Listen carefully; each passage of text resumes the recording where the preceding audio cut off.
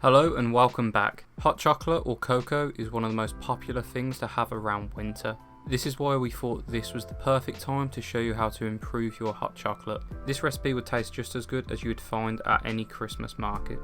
This recipe will contain 4 key ingredients, as well as a few add-ons you can include if you wish. Our first ingredient is 1 small carton of double cream. Cream will help to add a nice rich taste, as well as improving the texture, making it slightly thicker than regular liquid. Next we used a can of evaporated milk. As water has been removed from this milk, the end result will once again be more creamy than usual. We're also going to be using some cocoa powder. We use this type of cocoa as it will add an intense chocolate flavour. Finally, we're going to use some whole chocolate chunks. Adding different types of chocolate will help with the taste, as the chunks are much sweeter than the powder that we're using, meaning the more chocolate you add, the less sugar you should use. One of the additional ingredients we're going to be using is some vanilla extract. Next, we heat a pan on a medium heat. We start by adding around 3 tablespoons of cocoa powder to a pan.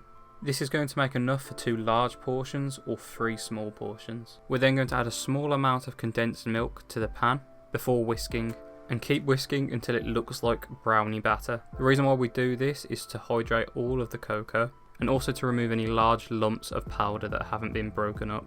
We're then going to add the rest of the condensed milk into the pan and continue whisking until it is all completely combined.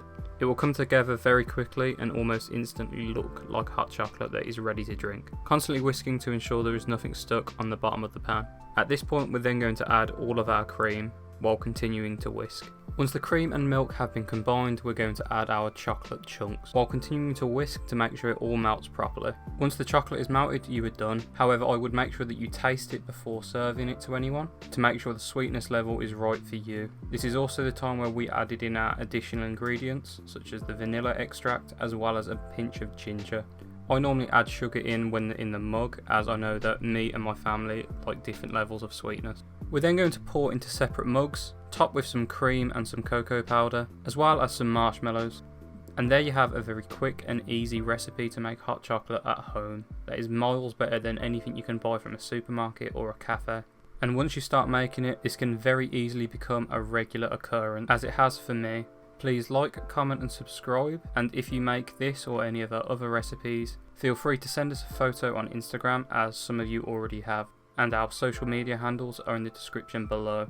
Thank you, and we'll be back very soon with another video.